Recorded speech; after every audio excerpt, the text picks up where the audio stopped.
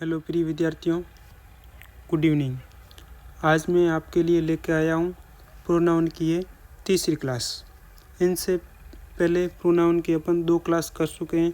पहली क्लास में प्रोनाउन और उसकी डेफिनेशन और प्रोनाउन के प्रकार पढ़े थे। दूसरी क्लास में प्रोनाउन के प्रकारों का विस्तार से अध्ययन किया था और अपन डेमोन्स्ट्रेटिव प्रोनाउन पढ़ना है। इनसे पहले वाले ये प्रोनाउन कर चुके हैं। डेमोन्स्ट्रेटिव प्रोनाउन आज यहाँ से अपन शुरुआत करते हैं।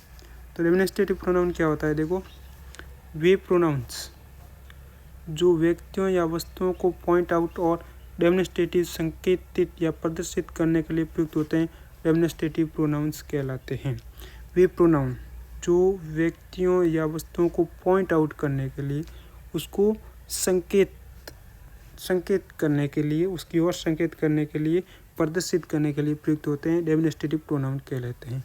डेमोन्स्ट्रेटिव प्रोनाउन को हिंदी में भी संकेतवाचक सर्वनाम ही बोला जाता है और इनकी संख्या है दिस, दैट, दीस, दोज, सस और द सेम। ये संख्या में कितने?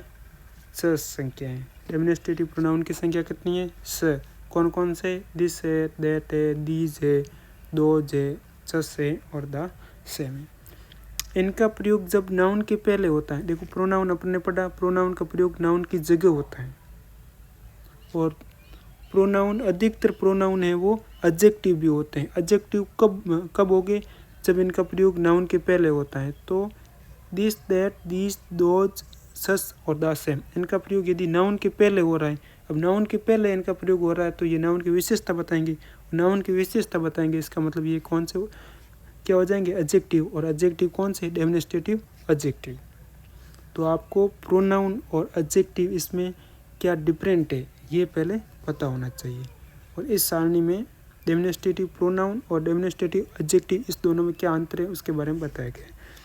डेमोन्स्ट्रेटिव प्रोनाउंस का प्रयोग नाउन के लिए होता है।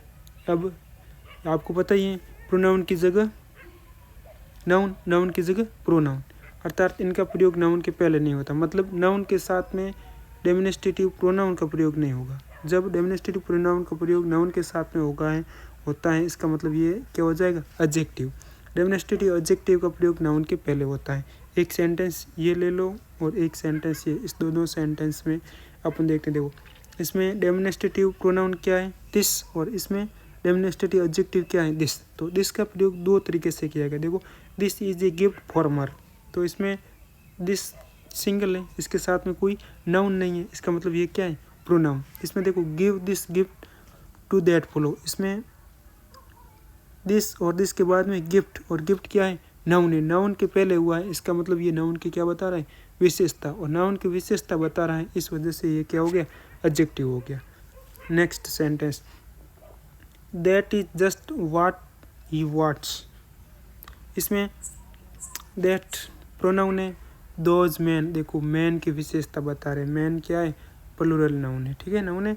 तो ये दोज क्या हो गया? एडजेक्टिव हो गया। दैट पैलेस, पैलेस की विशेषता बता रहे हैं, तो दैट भी क्या हो गया? एडजेक्टिव। और इसमें दैट क्या है? प्रोनाउन। इसी तरह दीज आर मेयरली एक्सक्यूजेस, तो इसमें दीज क्या है? Pronoun. Those are the very words, those भी क्या है? प्रोनाउन है। ये सिंगल यूज हो रहा है, इसके साथ में कोई नाउन नहीं है। He is the same as he ever was, इसमें भी द सेम क्या है? प्रोनाउन है। Such for his very words, और इसमें सस प्रोनाउन है। और ये सभी एडजेक्टिव। कैसे? दीज फ्लावर्स, किसके साथ में आया? फ्लावर्स, फ्लावर्स की विशेषता बता रहे हैं, एडजेक्टिव है। दोज फ्लावर्स, ये फ्लावर्स की विशेषता बता रहे हैं। दिस साइकिल, साइकिल की विशेषता बता रहे हैं, ये सभी एडजेक्टिव है। He is the same man, अब द सेम मैन मतलब मैन की विशेषता बता रहे हैं, इसका मतलब द सेम क्या है? एडजेक्टिव है। सस मैन आर डेंजरस, इसमें मैन की विशेषता बता रहे हैं, तो ये एडजेक्टिव हो गया। तो इस सारणी के माध्यम से हमने डेमोन्स्ट्रेटिव एडजेक्टिव और डेमोन्स्ट्रेटिव प्रोनाउन क्या अंतर है वो समझा। आगे इसका प्रयोग किसका प्रयोग किसके साथ में करना है? देखो, दिस का प्रयोग समीप की एक व्यक्ति या वस्तु के लिए होता है। इसका मतलब दिस क्या है? सिंगुलर है। दिस का प्रयोग किसके लिए करोगे? एक व्यक्ति या कोई एक वस्तु के लिए करोगे। और कब? जब वस्तु कहाँ हो, सब या व्यक्ति समीप हो, पास में हो। जबकि दिस का प्रयोग समीप की एक से अधिक व्यक्ति या वस्तु के लिए होता है। तो दिस का प्रयोग होगा किसके लिए? बहुवचन के लिए। और वस्तु पास में या नज़दीक में होनी चाहिए या कोई व्यक्ति या पास या नज़दीक में हो, तब दिस बहुवचन में दिस और इसका एक वचन होगा दिस, मतलब दिस का बहुवचन दिस। इसमें देखो this is a cat, this is a cat, ये एक बिल्ली है। तो पास में है और पास में है तो क्या लगा दिस, और बिल्ली की संख्या ए कैट है, एक है, इसलिए दिस आया। अब बिल्लियों की संख्या ज़्यादा कर दी, कैट्स कर दिया, तो क्या होगी? प्लुरल हो गई, और प्लुरल होने की वजह से दिस की जगह क्या आ गया? दीज आ गया। अब रूल नंबर 2, दैट का प्रयोग दूर की एक व्यक्ति या वस्तु के लिए होता है। दैट का प्रयोग कहाँ करना है? दैट का प्रयोग दूरी के लिए होता है। कोई भी एक व्यक्ति है या कोई एक वस्तु है तो दैट का प्रयोग, और दैट का बहुवचन होगा दोस। दोस का प्रयोग दूर की एक से अधिक व्यक्ति या वस्तु के लिए होता है। दूर की व्यक्ति या वस्तु को बताना है तो सिंगुलर है तो दैट और प्लुरल है तो दोस। जैसे that is a book, that is a book, तो दैट का अर्थ यहाँ हो गया वह एक पुस्तक है। अब वह एक पुस्तक है मतलब पुस्तक पास में नहीं है, दूर है। और इसमें अपने पढ़ रहे थे दिस इज ए कैट, इसमें दिस यानी ये, मतलब नज़दीक है। This is a book, book की संख्या सिंगुलर है, इसका मतलब दिस। और यदि बुक्स की जगह बुक्स हो गया तो बुकों की संख्या प्लुरल हो गई, तो क्या हो गया? दोस। और अपने आपको इतने याद रखने, दिस दैट दिस दोस, इस चारों अधिक अच्छी तरह से याद रखने। नेक्स्ट पार्ट है इंडेफिनिट प्रोनाउंस। इंडेफिनिट प्रोनाउंस का मतलब होता है अनिश्चयवाचक सर्वनाम। वे प्रोनाउंस जो किसी अनिश्चित व्यक्ति या वस्तु का बोध करते हैं इंडेफिनिट प्रोनाउंस कहलाते हैं। इनसे मतलब निश्चित व्यक्ति का बोध नहीं होगा, अनिश्चित व्यक्ति, मतलब ज़्यादातर अर्थ इसका निकलेगा कोई ऐसा या कोई नहीं ऐसे। इसके उदाहरण देखो, everybody, somebody, nobody, anybody, everyone, someone, no one, anyone, everything, something, nothing, anything, all, some, both, any, most, enough, few, many, none, little, one, other, others. इन्हें इंडिफिनिट डेमोन्स्ट्रेटिव प्रोनाउंस भी कहा जाता है। इंडिफिनिट डेमोन्स्ट्रेटिव प्रोनाउन कहा जाता है, मतलब ये इसकी संख्या ज़्यादा है। और यदि ये इसका प्रयोग किसकी जगह होना चाहिए? इन सब का प्रयोग नाउन की जगह होना चाहिए। नाउन की जगह, यदि नाउन के साथ हो रहा है तो फिर ये एडजेक्टिव हो जाएंगे। देखो ये वाक्य है, one must be attractive to one's studies. इसमें वन, एवरीवन बिलीव्ड हिम, इसमें everyone pronoun. Somebody has stolen my watch, इसमें समबडी। देखो इसके साथ में कोई नाउन नहीं आ रही है, डायरेक्ट वर्ब आ रही है। Nobody was there to save the drawing child, none but the brave dares the fears, some है, इसमें few है और इसमें all है, और ये सब है प्रोनाउन है। यदि इसके साथ में नाउन होता, यदि इसके साथ में नाउन होता तो फिर ये प्रोनाउन ना होकर के क्या हो जाते हैं? एडजेक्टिव हो जाते हैं। नेक्स्ट पार्ट है रिलेटिव प्रोनाउंस। रिलेटिव प्रोनाउंस इसको हिंदी में बोलते हैं संबंधवाचक सर्वनाम। ये दोनों वाक्यों के बीच में संबंध को बताएंगे। वे प्रोनाउंस जो अपने पहले प्रयुक्त नाउन या नाउन्स इक्विवेलेंट वर्ड से संबंध बताते हैं तथा दो सेंटेंस को जोड़ने का कार्य करते हैं। दो सेंटेंस को जोड़ेंगे और नाउन का दूसरे नाउन के साथ संबंध बताएंगे, रिलेटिव प्रोनाउन कहलाते हैं। ये कंजक्शन की तरह कार्य करते हैं। अब कंजक्शन क्या होता है? दो वाक्यों को जोड़ते हैं उसको कंजक्शन कहलाता है, और ये एक काम जोड़ने का करते हैं तो इसको कंजक्शन भी कहता है। जैसे इन्हें कनेक्टिव प्रोनाउंस कहता है। कनेक्टिव प्रोनाउन क्योंकि दो वाक्यों को कनेक्ट करते हैं, कंजक्शन भी कहा जाता है। इसकी संख्या है who, which, that, as, but, what. ये संख्या आपको याद करनी। देखो इसके उदाहरण, आई मेट वीना, ये एक वाक्य है। अब वीना इसमें क्या है? Noun. Who was returning from school, अब वीना के लिए यहाँ क्या आया?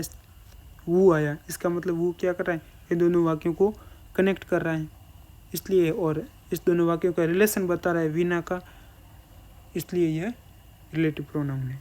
आई met Veena who was returning from school, इसमें वो किसके लिए है? वीना। मैं वीना से मिला जो स्कूल से लौट रही थी। Neelu had a book which she bought at a shop. Neelu के पास में एक बुक है which she bought at a shop, जिसने उसको एक दुकान से खरीदा। अब यहाँ पर ये बुक क्या है, नाउन है, और उसकी जगह आया है विश। तो ये दोनों वाक्यों को कनेक्ट भी कर रहा है, तो कंजक्शन भी है और रिलेटिव प्रोनाउन भी है।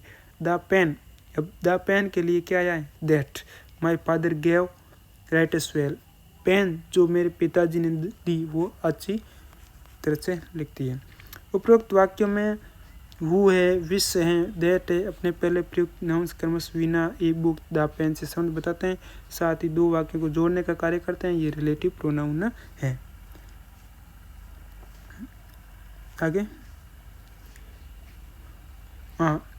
अटेंडेंस क्या बोलते हैं, रिलेटिव प्रोनाउन के पहले प्रयुक्त नाउन और नाउन इक्विवेलेंट वर्ड प्रोनाउन को अटेंडेंस कहा जाता है। जैसे दैट है और दैट के पहले क्या है, द पेन है, तो द पेन को क्या बोलते हैं, attendance.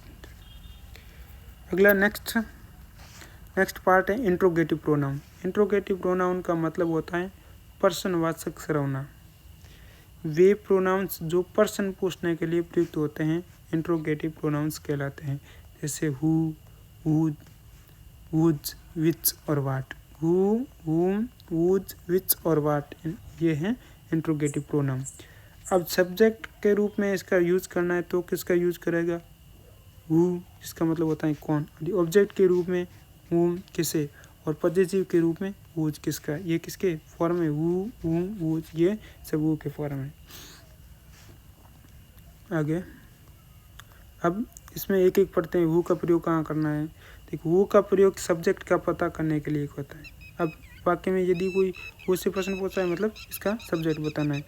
The children are playing cricket, ये है उत्तर है। इसका अपने को क्या बनाना है, person. The children are playing cricket, इसमें सब्जेक्ट क्या है, द चिल्ड्रन है। तो अब हु से पर्सन बनाना है तो क्या करोगे, हु आर प्लेइंग क्रिकेट, ये ऐसा होगा, ये राइट होगा।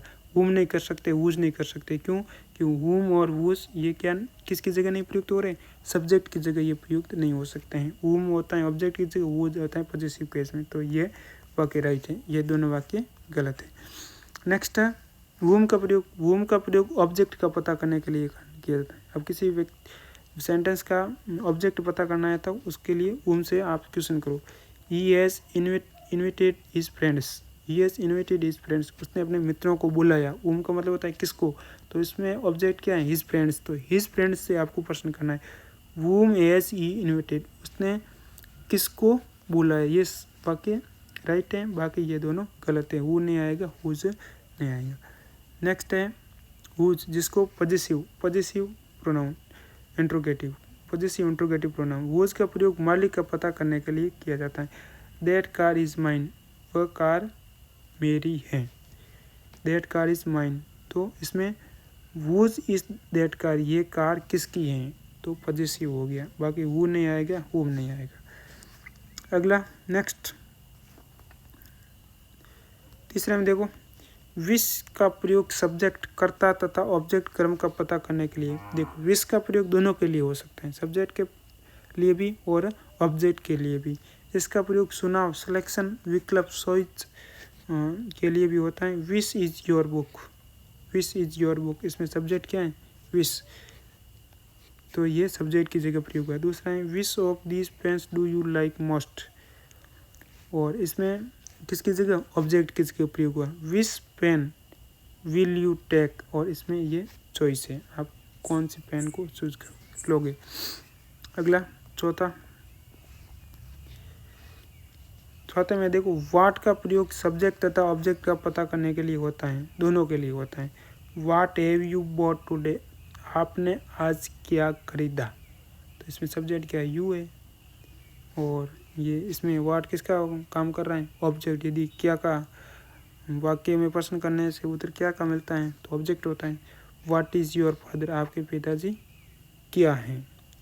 अब ये तो हो गया इंट्रोगेटिव प्रोनाउन के बाद में लास्ट है एग्जम्पलेटरी प्रोनाउन। एग्जम्पलेटरी प्रोनाउन वो होते हैं जो क्या बताते हैं, सरप्राइज बताते हैं, आश्चर्य को बताते हैं, और ये ज़्यादा इम्पोर्टेंट नहीं है।